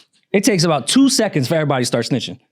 Yeah, I've never seen anybody hold it. The people that hold it down are the ones that actually didn't know anything. They'll come in and be like, yo, I really don't know. Other than that, the people that know snitch in about before the first commercial break. I've seen some where they just be like, yo, I need to talk to my lawyer. Like, they just go straight to the lawyer, which is what you're supposed to do. That's because they're in the later seasons of First 48, and those people watch First 48 and learn that you could have a lawyer. But those first like 5 seasons of First 48, everybody snitched. No one asked for a lawyer. I hate watching people talk to the cops without, like, especially if you know you did something and you have no lawyer. Like, if I know I committed a crime and I get pulled into an interrogation, we just want to have a quick chat. Lawyer. Yeah, that's lawyer. what you're supposed to do right away. Yeah, even if I'm innocent, lawyer. But you know what it is? A lot of those times, like, in, watching enough of those type of shows, sometimes people can't. It's like a weird thing. People want to tell what happened. They do. Like when they commit, like when they do it, like they can't sleep. Like they've been up for days. Like they scared. Like they know, like they just want to get that shit out. That's why a lot of times the cops are like, yo, listen, it's on your face, bro. Just let it go. Cause you can't, you look crazy. You sitting in here like, and that's when they just start crying and they just like, yo, I gotta let it out. Like that's just I think a human nature at some point. Now you got some cold-blooded killers for sure. There's sociopaths out there, like for that. Sure. But it's like the ones that you did, like a detective, when obviously they've been doing this for a while, they just could look people in their face and know this person wants to let it out. Like they can't hold this in anymore. But for the most of those dudes, just shut the fuck up and say you're a lawyer. If you did something to where it's like, y'all in some street shit. But those ones that just killing random people on their way home those are the ones you need to for sure. Send them niggas to prison forever, man. But I mean, you got to keep in your mind too, though, if you could just get past those 2 days, the cops will give up on the Like, no dead ass. You just gotta hold it down for 48. No, it's not. What? That's not how that goes. Yeah, 99% of First 48 ones that end without finding the killer say the case is still open. Yeah. Cops got too much to do. If I commit a murder in New York City, unless it's sensationalized, like, damn, I done fucked around and killed a white lady, or I done killed a kid, like, you kill like a regular like person, like, you get away with that shit. Nah, hell no. In New York, no. Yeah, they got too much other shit going on. You know how many people die per day? You're not getting away with, it's not easy to get away with a murder in New York. No, the cops, why it's easier for them now, the cops are tech people now. You just go from camera to camera to camera to camera. You just follow the everywhere. whole. Yeah. Like you're not getting a murder. You're not getting away with a murder in. There's probably more cameras in New York City than probably any other city in the world. Like you're not getting away with murder in a murder in New York. Only other, I think London. London got more like cameras. Like my people's in London, they be like, bro, if you kill somebody in London on the street, you're going to jail. Like there's no getting around it. Like they saw it. They definitely saw what you just did. Like there's cameras everywhere. Same for New York. That's not happening. You're not getting away with a murder in New York. I mean, I have a friend that's a detective for NYPD, and he says 90% of his day is spent on Facebook, YouTube, Instagram, Twitter. That's where he investigates. Somebody gonna say what happened. They be talking about it right in their chat on YouTube or Facebook. Like, yo, you heard what happened? But you know, he's like, shit like saying this, you don't need to leave the office ever to solve them. No. Anything. I Just think cameras about- and social media. I think about shit like this podcast like we just be talking, running our mouths on this podcast, and half the shit we say we don't mean. But like, if I mean I everything I ever got if I ever got accused of a crime and I went like on the stand, you know what they would play? They would just play the clip of me saying like, when I'm lying, I could lie smooth. Like if I'm like, you would never know that I'm lying. They would play that against me in court. Like everything we say on this fucking podcast will be used against us in a court of law. But if I fuck around and killed that one nigga Satan we don't speak of, if I was to kill him, they would play the shit that I've said on this podcast like as like fuel against me. That's fair, but what this detective is looking at is the kids that are straight up saying, I'm smoking on that Satan pack right now. We murked him on this block Well, yeah, that's- on this Yeah, date. they give it to you. That ain't real detective work. Yeah, That's they give it to regular. you. They put that through Pro Tools. They put the case through Pro Tools and then upload it to iTunes. It's like, yo, it's right here, fam. We ain't got to do no investigation with this shit. I'm still thinking about that case of the people that put in an address on a GPS. Imagine sitting there going for a homicide and you're like, oh, 16 minutes? Great. I thought there'd be more traffic. Or no, let's go the other route. That one doesn't have a toll. Dumb as fuck. Like typing an address in to go commit a murder is the craziest thing in the world. You ain't even put in the McDonald's that's around the corner. Like you put that nigga's actual address in. Just leave your phone home, man. Leave your phone. If you're going to commit a crime, leave your phone. And that is Leave the car Don't home. use your own car. Steal a car like they used to. Or get on the bus. No, don't get on the bus. Taking the Cameras bus on to go do a crime is crazy.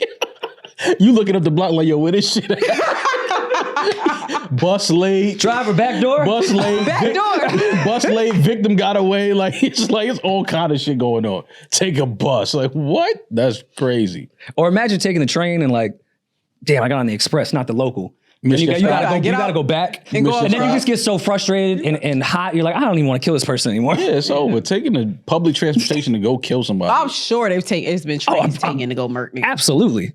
100%. Buses, trains. I'm sure a city bike has been used before. Are there cameras on our New York City trains though? On the platform. Yeah, on the platforms. But no, Not I think on they the added. actual train, though. Didn't they add it with these new cars? No, that's just a nigga sitting there. No, I know.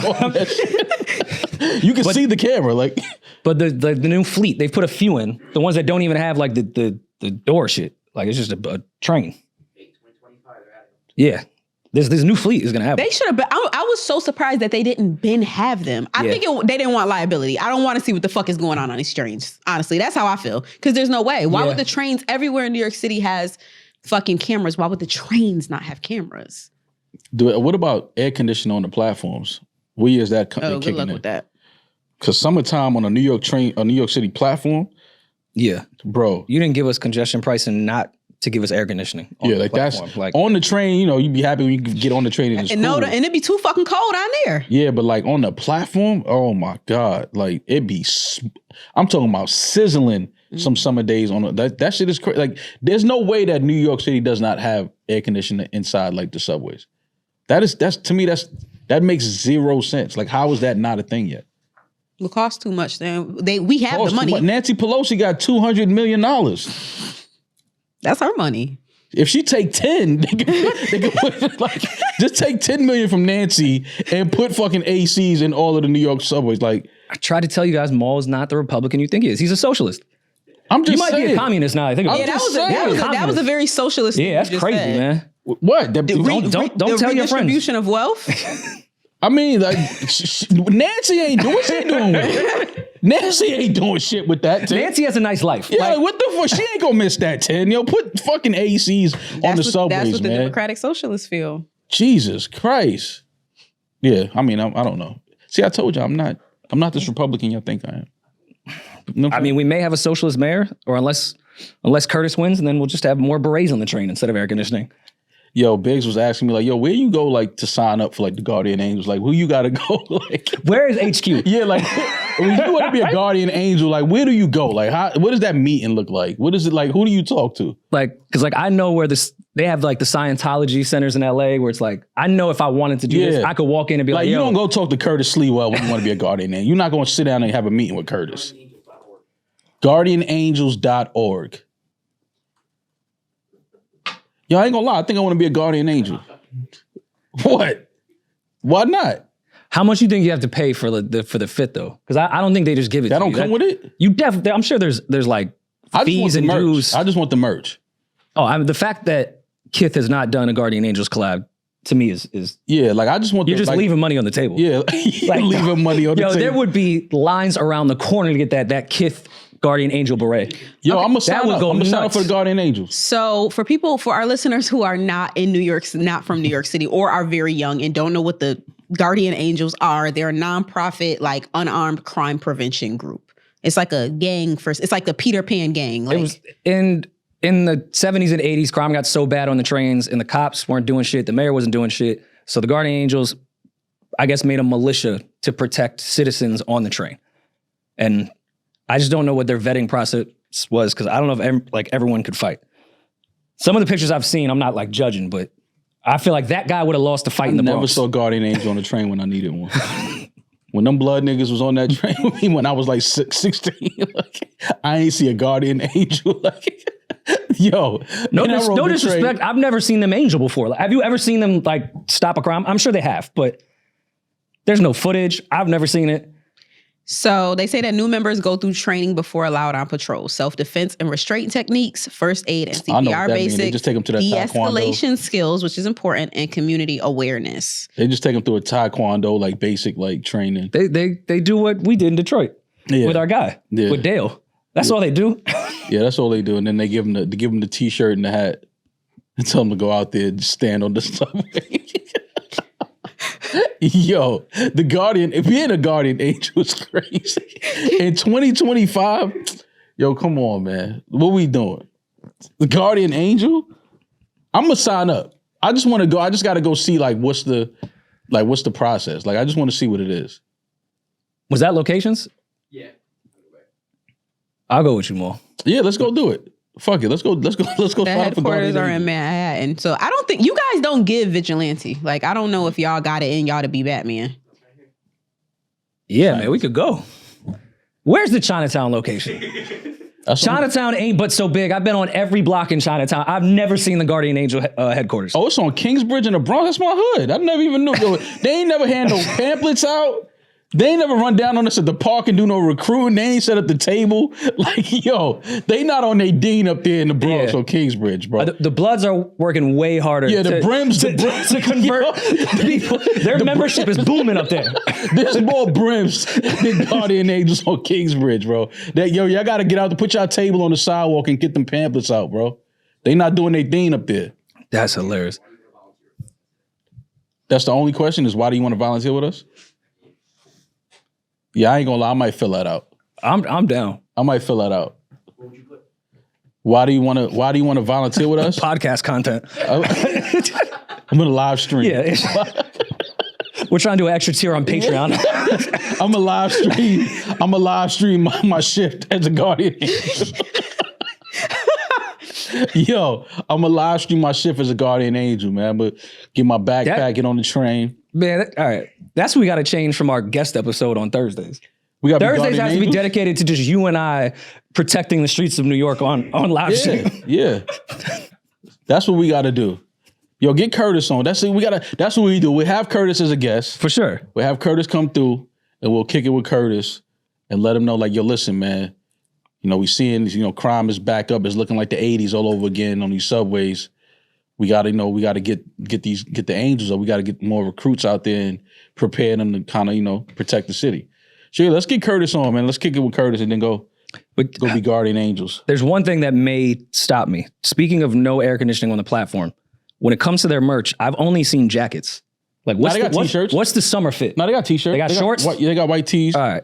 They got some white tees and you can wear, I guess, whatever pants you want to wear. But if you're going to be a Guardian, you got to have like pants with pockets. You need pockets so you can have your pepper spray. Your sand, your hand wipes, things like that. Because you're going to shake a lot of hands being a Guardian Angel. Are they more of like a boots crew? Are they K-Swiss? What's the footwear? I don't know, but none of them niggas look like they could fight. That's what. Even the old photos. They would have kids that was like 70 pounds with that beret on. I'm like, he's getting his ass whooped on that train. You can be 16 and up. Let a 16-year-old try to stop me from committing a motherfucking crime. Boy, if you don't wait, you only got to be 16 years old to be a Guardian? 16 or up, yeah. I would rather Amara be a Crip at 16 than a Guardian Angel at 16. How is that legal? Yeah, I saw No, they probably do others like community outreach help. They probably do like volunteer homeless shelter stuff. There's no way they throwing a 16-year-old kid on the A train in Far Rockaway. Well, they also do training and they do community work as well. So, yeah. Nah, I'm not cleaning up no park though. I ain't doing that. Oh, you too good to clean up park? Why not? Nah, I did that when I had to do, when I got locked up a couple times, and you got to kind of do community service. But I'm not doing that as my shift as a guardian angel. I'm here to fight crime, not fucking rats. Well, they don't think they don't think that you're ready. You're there yet. Oh, I just thought of a great scheme that we could do. If we become guardian angels, we stay on our mission and get up to like maybe an exec level up in there. Any people that need like a slip that says they did community service for their parole officer, we could sell community service hours. You don't even have to show up. It's like a no-show job. We could just sign off on all your shit because we're execs at guardianangel.co. I don't think he was supposed to say it on the camera, but it's all good. No, I was just marketing. Now all of a sudden. Nah, let's get Curtis on, man. That was an ad. Let's get Curtis on. Let's talk to him and let's see, Like, let's see if he'll have us as guardian angels. I'm going right to Kingsbridge. I'm going right to my hood. I can assure you. If them niggas see me uptown with a guardian angel.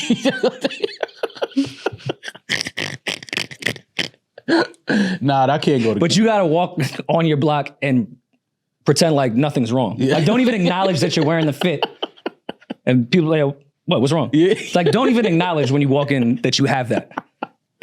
Yo, Curtis, man, we got to talk to you. Get Curtis on the line, man. Let's talk to him. I can assure you that would be a very easy get. There's not a microphone in New York City that Curtis will not. That's not going to be a hard get for the volume. Curtis be like, yo, now? You want to come now? Yeah. Oh, my God. No worry and mouth. This episode is brought to you by BetterHelp. Who do you go to in order to solve your life problems? I do not go to my group chat. I do not go to this podcast because clearly you guys are listeners and know my co-hosts just make fun of my problems. And you guys as listeners, all you guys do is make fun of my problems. I can't go anywhere because nobody cares about me. So I have to go to a therapist, and BetterHelp gives you quality therapists that work according to a strict code of conduct, unlike y'all, and are fully licensed in the US. BetterHelp does the initial matching work for you so you can focus on your therapy goals. A short questionnaire helps you identify your needs and preferences, like having very mean, podcast fans and co-hosts. Fully online, and you can pause your subscription whenever you need to and switch therapists at any time, no extra cost. That's 30,000 therapists that you can talk to. Like, you can run through 30,000 different people with BetterHelp. As the largest online therapy provider in the world, BetterHelp can provide access to mental health professionals with a diverse variety of expertise. Find the one with BetterHelp. Our listeners get 10% off their first month at betterhelp.com/Rory Mall. That's betterhelp.com/Rory Mall. This episode is sponsored by Ro. You cannot spell Rory without the R-O. It's impossible. You can try it. I promise you can't. Yeah. And you know what sometimes you can't do? Sometimes you can't get an erection. And that is one of the worst things that ever happens to you. But with Ro, you have a 2-in-1 prescription treatment for guys who want a more controlled erection. Pause. After they dissolve, they work in 15 minutes. So if it's a little spontaneous thing and you're starting to catch the vibes of what's about to happen, ready. Keep that Ro right in your pocket. Set the screen. Yeah, man. Sometimes you just need to do that. Ro connects guys with a medical provider 100% online, so you don't have to waste time in waiting rooms. If approved, treatment ships directly to their door. If prescribed, new sexual health patients get $15 off their first order of Sparks on a recurring plan. Connect with a provider at ro.co/Rory Mall to find out if prescription Ro Sparks are right for you. That's ro.co/Rory Mall for $15 off your first order. I don't need to ask if we have voicemails today because I came with a voicemail today. You've got mail. Oh, man. And this one being sponsored by Ro is actually kind of appropriate for the context of this entire thing. Do you guys remember Manny from the Zoom Room? For those that aren't on Patreon, we did Zoom Room where we'll go on Zoom with some of our listeners that call in just to get more context from their voicemails. Mm-hmm. So we do remember Manny. She actually explains the whole thing, so we don't need to do a whole deep dive of who Manny is. But a listener reached out to me and she sent me a video. And I was like, what is this? And she was like, I'm with Manny. I was like, oh, you know him? She was like, I'll explain everything. Hey everyone, hey Ma, hey Rory, hey Demaris, it's me. I go by Milo on Instagram, but my name is Lucretia. Long time listener, always, be like kind of commenting, y'all cool as fuck. So I'm leaving this voicemail first time ever, because I had a little smooth little link up with one of y'all Zoom room little people, right? Manny, the one that called in about the relationship issues. Dude went to jail. Demaris was like, yo, you fucked the key out of her. That type shit, right? So when he was on the Zoom room, right? I was being nosy. So I'm a therapist. And so that I became a therapist because I like to be nosy. So I get in the comments. I was like, I really want to know the real story. So he sent me his little Instagram link and whatever. And we started talking on Instagram. And we were like, I got the whole little story. So, try to keep it professional and everything. I thought he was cute, but I just kind of left it at there because, you just left a voicemail, kind of crooning about your ex-chick. So I ain't even trying to push in like that. So one day he had dropped this thirst trap on Instagram. And I was like, oh, damn, what's up? He was like, oh, that's what it is. So kind of conversation shifted and, started becoming a little bit more, right? So he was like, I was like, yo, either you gonna come see me or I'm gonna come see you. So he ended up coming down here literally this past weekend. So y'all getting the information literally 48, kind of hours, whatever.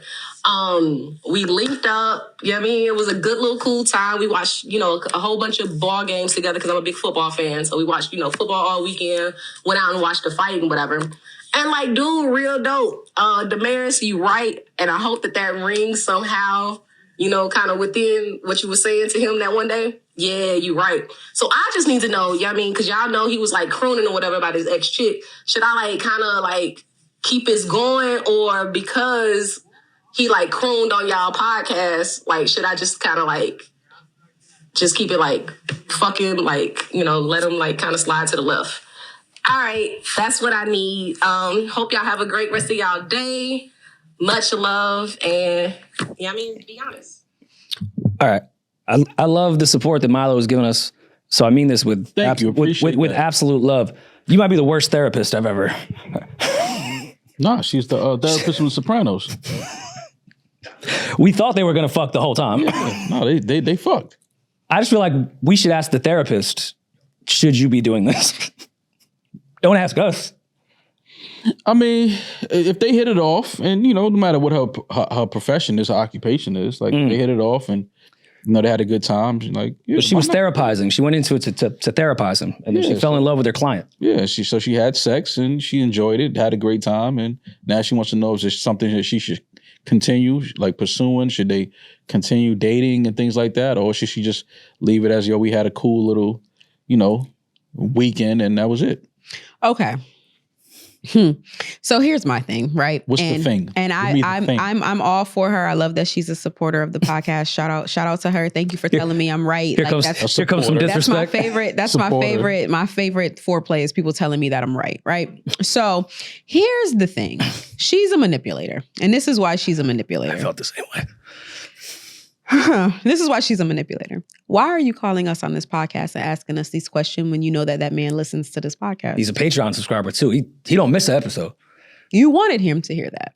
And because you're a therapist, I know that you have some type of brains in your head and you know how people's feelings work. You know how making a man think that you're considering him may make him feel. You already know what you want to do. This call wasn't for us. This call was for him. I mean, I'm cool to be a ploy. You know what I'm saying? I'm all cool to be a ploy because I'm sure she heard the same things that I heard when he was explaining himself on that Patreon, because when I was listening to him, I said, oh, he's easy to snatch up and please. I already know you've given out. He gave out his whole entire playbook on a podcast and you heard it and then decided, I could use this to my benefit. I want to see if what Demaris said was true. Now it is. And now you know that he's easy to manipulate. That is my personal opinion. But no shade to you. Listen. Nah, never. As a manipulator myself, it's sunny I'm with in here. It's sunny. Ain't no shade. It's sunny. She thought she could manipulate us with that conversation of saying she found him in the Patreon comments and, wanted to talk to him about the whole situation. Your whole goal the whole time is to what is happening right now. But that's different when you're licensed for it. There's there's guys, myself included, I've probably done it before. I've been a fake therapist to somebody, and that ended up making them like me more, and I wouldn't say it was manipulation, but when you're licensed to do it, now I think it's a crime. Mm-hmm. You can't take your degree and just go start shooting in the Patreon comments and then get them to a place and then be like, yo, fly out here.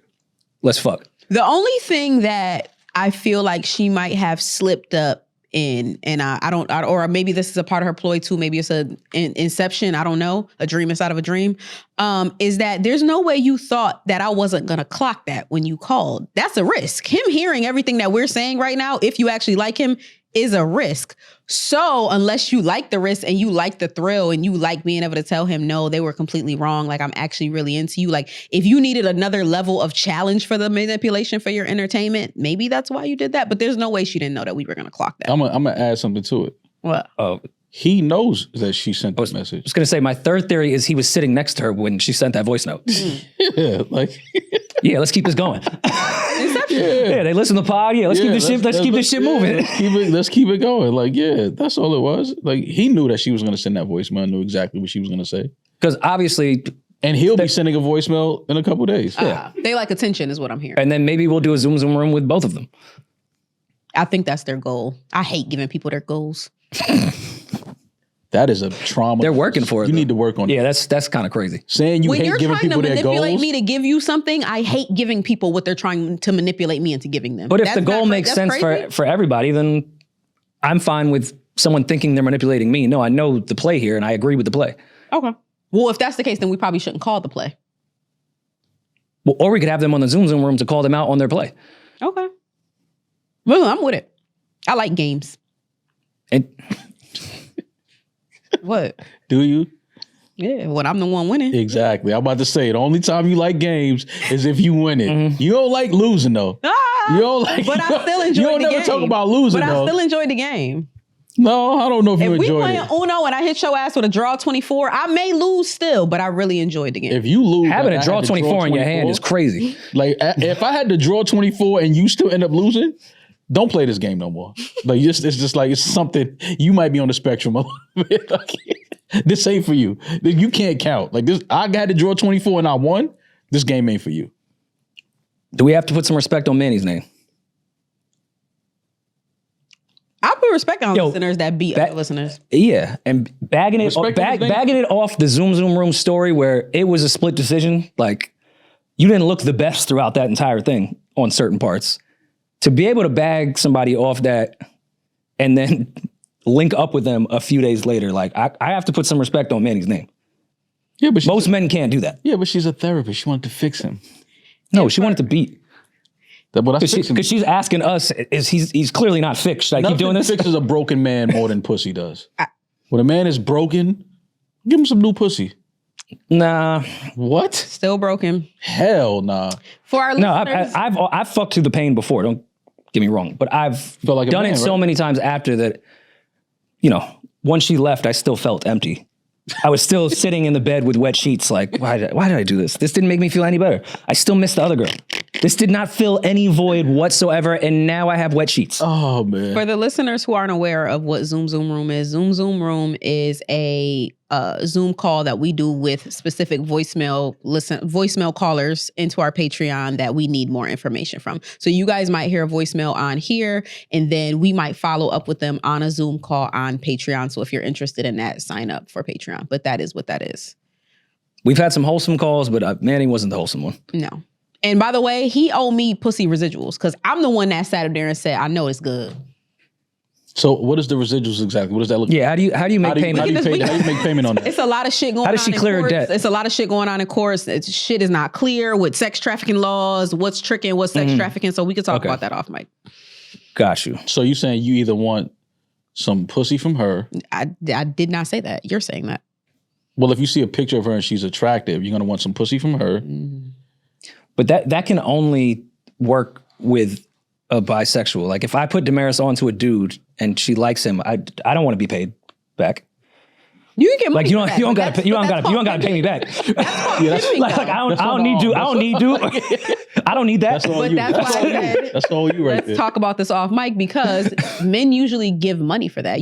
I've definitely never, actually I've done nothing, but I've seen men put a homegirl onto a dude and the dude paid them for it. Like, oh, you helped me find the love of my life. Here's some money. What? No, pimping. that's actually, I was about to say. What? Pimping. You know people that have done that? That happens. Like if I find you a bet, like if you get a bet, If I introduce Rory to a girl and they hit it off and I like end up falling in love, if Rory ever tries to hand me money, like yo, that night we went to the bar, you introduced, I would look at him like he was a fucking psycho. But that happens. Like what do you do? Like do what normal people do, like at the wedding reception, be like, hey, I have to thank Maul for introducing me. Put my name in the thing. Like, don't hand me cash. There are some people who do not run into as many women who are good women as like there's some people in some arenas that don't do It's that. that bad. Paying your man for the introduction. In the sports world, in the music industry. Them niggas, they just paying for pussy. Yeah. And they paid for pussy and they ended up liking the pussy they paid for. Yeah, like they not paying for the introduction. They like, yo, like what's your cash app, shorty? I'm trying to fuck tonight. This does sound like a funny, like romantic comedy where then she finds out it was paid for and was like, no, I didn't know. I loved you at that time. It's like one of those. Yeah. Isn't there a movie? There's always like guys had a bet like who could bag her first, and then she finds out later. She finds out it was a whole office bet, and now she's heartbroken. Like, oh shit, I was the victim of a bet. Yeah, it's okay. It happens. If I ever found out I was bet on, I would probably end it all. No, you would be mad that you didn't get some of the money. That's all. You wouldn't be upset that you actually had sex with the dude. You'd be like. You just said you want pussy residuals. That's what you just said. I did not say that. Okay. That's one of those things where I believe you shouldn't have to be completely truthful and transparent with your partner to some degree. Because if we knew some of the things that were said about us before we started dating the person, when they were just scoping you out, talking to their friends, you would look at your partner the same way. Yeah, no. I don't want to know what you said to your friends in the group chat about me. Why not? Some stuff I just don't want to know. Some stuff is only understood in the group chat. You don't mean it, but the group chat understands it. And I would not want anyone to see. Like, what would you see if you got a hold of your girl's group chat? I would. Like, what would you see about you that would like, I guess, offend you or like make you feel some type of way? I mean, I never slept with a white boy before. Like, if it's pink, I don't know. I don't know if I could do it. If it's something like that would be. Okay, how's that offensive? I wouldn't be offended. How is that offensive? I wouldn't be offended, but like that's not offensive. How was that? I'm talking about offensive. Like you would be like, what the fuck? Like, I don't know. Like, what would you read? Like, especially she's your girl. I don't know. Now. I just feel like when you're dating and getting to know someone in the beginning, there may be overlap with other people. Like, I don't know. It could just get messy in those gray area days before, like, we are in a relationship. And I feel like anything at that point, everyone should just keep to themselves because it's not going to do any good and we're all happy here. I wish like ignorance is bliss. I don't need to know what you and your friends thought about me at that time. I met Rory, but like I wish, and then like he introduced me to his coworker and it's like, damn, I wish I would have met Maul first. Yeah. Fire. But then These are the things that women say. But how was that offensive? That would offend me. That he would not be able to get over the fact that his bitch. We did a whole sketch about it. Wish that she had dated you instead of him. He would not be able to get over. You wouldn't. You would look at that girl different. You definitely would. If you went through, like, all right, is she my girlfriend? Like, yeah, no, right now, she's your girlfriend. But before she was your girlfriend, she said like, "Damn, I met Rory and was like, damn, I picked the wrong friend." You would get rid of her immediately, even though she's madly in love with you, only loves you. But before y'all got into that right there, that's how she felt. Yeah, we're gonna pack her up, but I mean, that's the point where otherwise you probably would have had a perfectly healthy relationship because it's just some things you just don't need to know. Yeah. Nah, something would have showed up later. Those types. Yeah, I would have showed up. The real prize. Hey, well, yeah. Whatever. Take it with you. Nah, I ain't tight. Take it with you. I got action on the other line. Being tight about a hypothetical that doesn't exist is funny. Oh, man. All right, Josh, do we have another voicemail? Let's save the world with Rose Sparks. I just had a quick question. When a man cheats, what do you think the quality of the woman he is cheating with gives him the most? Like, is it love, the best eater, or just more attention, or she's just bad? What do you think that like the quality when a man cheats? What does he find like the most in the side piece? So let me know. Let me know, baby D. I don't know. I mean, I would say 99.99% of the time men cheat down. Cheat down as far as what? They just are gonna fuck the girl that's gonna be quiet. No, but That's what not he's cheating saying, down, what, though. what Like, he's saying is, what is he looking for, like in the cheating? Like why? But he's basically asking why are they? If a man cheat, well, I mean, it's all subjective. See, it's subjective to what's it missing. depends on what's going on in your current relationship, what's lacking in your current relationship, and then if you have to decide, it's like, okay, well, what is she doing? Like, you know, but for generally, men, we're very, you know, it's a physical thing. She's nastier in bed than my girlfriend is. Like, we may not have much in common outside of the sex is just great. Yeah. You know what I mean? Like most of the times, But it's how like, would? I need to take 2 rows to keep up with her. But here's the thing. taking 2 rolls in one night is crazy. I'm gonna let y'all go because this is a y'all question. But with that, it's like, how do you know that? Like, you would have to cheat to find that out. You didn't go and cheat. Like, you didn't cheat because she was nastier. Because most No, but some of them come with Carfax, may have heard. And intuition. you know, Sometimes you just know. Yeah, or may have one of the homies may have had, you know, a little rendezvous with her 3 summers ago and told me like, yo, the neck crazy. And I've always knew that. And then now, you know, we caught some energy one night at a random event. And it's like, damn, I heard her neck was crazy. and it was worth risking your family for. I ain't gonna say it's worth the risk, but like, just a little friendly fire, like, just give me some firehead and we just go our separate ways. Like, Yeah, might got a little head, but I wasn't really cheating. it's okay. Women, y'all do shit like your ex nigga still sending you money every month. Like, y'all do shit like that. Yeah, that's how y'all Put the cheat. camera on me, Pete. And zoom in, Peeje. Hey, Peeje, can you get her pockets? Can you see her pockets while she's sitting And open your Chase app. Zoom in on her pockets and then zoom in on her Zelle app on her phone. Like, yeah, that's what y'all do. He always do shit like that. Like, Yeah. this they show. That's the shit, that's the shit that women do. Yeah, it could be, even if you don't know, it could be lacking sex in your relationship. So you just end up fucking someone else and she ends up being the greatest eater. And that's just a plus. But also sometimes men are not always that complex. Sometimes they just want to fuck another girl. Like, Yeah, but that's you know. I'm not condoning it. I'm just saying that You should be- sometimes people just want to fuck. Let's not even make it a men thing. Sometimes people just cheat to fuck. Yeah, that is true. Some people Like, just they could be whole. Everything at home is fine. Yeah, they Sometimes cheating is a completely internal thing and nothing to do with what's going on in the Most times relationship. Cheating is a completely a term. Yeah, but if a man is just sleeping around with a bunch of women, like just cheating, and his relationship at home is great, and she's like, you know, a great girlfriend, and Internal. he's probably gay. Now, when I said that, right? I might have high-fived you. We would agree on that, Demaris. You know, I think the all of internet these. tore me up when I said that. Oh, because I like pussy so much, that means I'm gay. How does that make sense? Hey. No, but I think the way I'm just saying, like, if you just blatantly, if you have a girlfriend, and you just running around cheating, just fam, like You two have to explain this point. I do not understand that point whatsoever. Rory, If you like pussy a lot, it means you gay. No, I'm saying if you have a relationship, right? You're in a relationship, healthy, loving, you know, relationship, and you just can't keep it in your pants. Like, you just have to have sex. So are they in the cheating? They're fucking guys and going home to their wife, or they're fucking women? They're sleeping with a bunch of different women. He sounds like the man. He doesn't sound gay. Some ain't being satiated, baby. I'm just saying. It's a itch that ain't being scratched. that ain't being scratched. It's the itch. It's something ain't being fixed. You searching for a fix. You know what I'm saying? Yo. So why not just go fuck the dude? Because they don't know. They don't know. They Yeah. don't understand why the itch is not being. They don't understand why. Sometimes you don't know you gay. Like, you know what I'm saying? So a lot of these dudes who run around here angry, they don't know they gay. It's like, yo, fam, They just throwing temper tantrums and they just fam, you ain't had to talk to me like that, fam. Like that energy, like that homoerotic shit you got going on, like just go ahead and go lay down with homie. Like, yeah, but you ain't gonna be talking to me crazy. Yeah, these niggas be mad, upset. It's like, yo, fam, just go suck that nigga. Like, nobody, it's 2025. Nobody cares. I promise you. Nobody cares. Like, but you got to stop acting like this, though. Okay. I enjoy vagina. Oh. I don't think that means there would be an internal, like, I wouldn't even, if a guy came by, I wouldn't even get aroused but I love pussy. So how would that? I do too, but I'm just saying, correlate. Like I'm just saying, if I was in because I love this so much, it means that I want the other thing. Right. But I've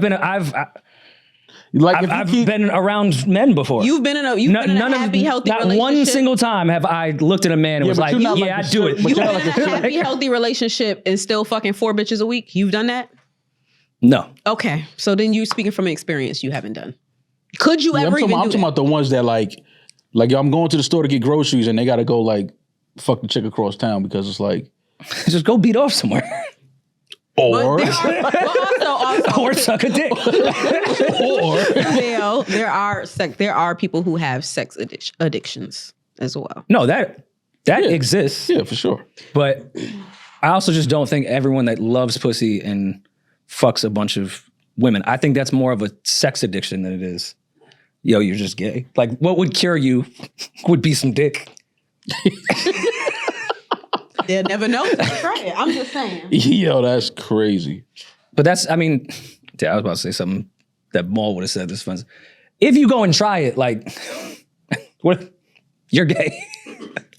Forever. It's like, granted, I know I'm not gay, but I've never tried and failed and been like, all right, I just wanted to double check. But I feel like if you go like and explore that, now we're in a different realm. I'm not saying, different conversation. That's all. I get it.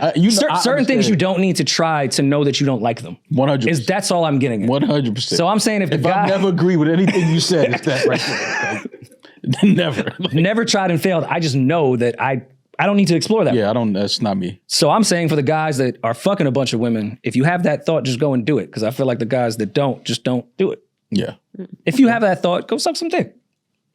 Like it could be yours. You keep waiting for like women, like it's only so many different types of vagina in the world. You keep waiting for something to like change or entice you. I've had a conversation with a man before. He was like, my dad just always talked about vagina like it was the craziest thing. And it's like, I don't know. I guess I just haven't ran into the right one. And you fuck 200 bitches a year. That ain't, baby. That's just fucking 200 bitches a year. That's craziness. Yeah, I've had some. There's not even rich famous people who do that shit. Yeah, there's nasty men. 200? In 2025, fucking 200 women in a year is very fucking doable. That is crazy. You said you ran through 50 in a summer. Yeah. You was on 50 track. ain't 200. Yeah, but that's was 3 months. Summer. That was Who's good at math? 3 months, 50. Yeah, but 200 a year? But if you was on track. If you would have kept going up, yeah. If you would have started in January. Problem. But I didn't keep going up. Some people have problems, Ma. Yeah, that is crazy. 200 a year? Like, that's wild. But it's probably more common. Who has that time? Yeah. All right, a rich young rapper on tour for 6 months out the year, and then plus a European tour. How many bitches do you think he fucks? Yeah, 200 is still crazy though, because you got to think that if you're doing 30 cities, right? Average tour, 20 to 30 cities maybe. I mean, you're not having a threesome every night. Who's doing that? So some men are addicted to threesomes too. Ma, I think you be my so. Niggas is gay. I love. Yo, like wanting to fuck 2 women making you gay is the funniest thing in the world to me. No, but just saying like, yo, I love threesomes. You can be addicted to sex. That doesn't make you gay. It just means you have a sex addiction. All right. You're addicted to gay sex. Like, if you gotta have a threesome every night, you're addicted to sex. Somebody gotta talk to homie, bro. Is all I'm saying. Go have an intervention. Yeah, take a nap. A threesome every night? Come on, fam. But then again, let's call Neo. Can we call Neo? He got 4 girlfriends. He probably got the answers. Neo don't have a threesome every night. No, they definitely probably sleeping with each other more than him. Yeah, Neo, he writing hits. He recording. I just got off stage. He not fucking 3 girls a night. I'm not saying this about Neo specifically, but a man that would have 4 girlfriends at that age, though, to me, I'd be on Maul's side of thinking at that point. No way a man at, how old's Neo? Probably like 45? I don't know. Probably somewhere around there, 42, 43. Yeah, something. No 42-year-old man wants 4 women in his house at all time. 45? Nah, why not? 40. Why not? A 22-year-old would get sick of that shit after 3 days. Nah, because it's like having, but your homegirls over, but we just, technically they're in a polyamorous relationship, so they're all in a relationship with each other, so he's not always involved. Yeah. Yeah, no, I get that part. That's fire. It's Having the only 4 child women live with you is fire. It's the only child in me that is thinking that being around 4 fucking people like every day. But having a threesome every night is crazy. Every night? I'm cool. As much as I enjoy them, my advice to everyone is it's not about you. Like you have to please 2 women. It takes work. You can't do that and just be writing hits. On row, you can. But if you take a row, it might get you to the finish. It might get you to the finish line. I can't confirm it, but if I did go to Neo's house and open the mirror in the medicine cabinet, I'm sure there's a lot of row in there to keep up with that. Actually, his new name is Nero. Like if Order, please. Nero. Hey Neo, Neo, come sit down in the studio, man. We gotta talk, man. We gotta have a conversation. That's my. We nigga, could probably get you a bag too. The whole episode sponsored by Row. Oh man, that's hilarious. Oh my God. All right, well, we've had fun talking to you guys. We'll see you guys in a couple of days. Baby D, you good? Anything else you need to get off? No. You cool? Mm-hmm. Rory, you good? I'm wonderful. All right, then. Well, if y'all good, I'm great. We'll talk to y'all soon. Be safe, be blessed. I'm that nigga. He's just Ginger. Peace.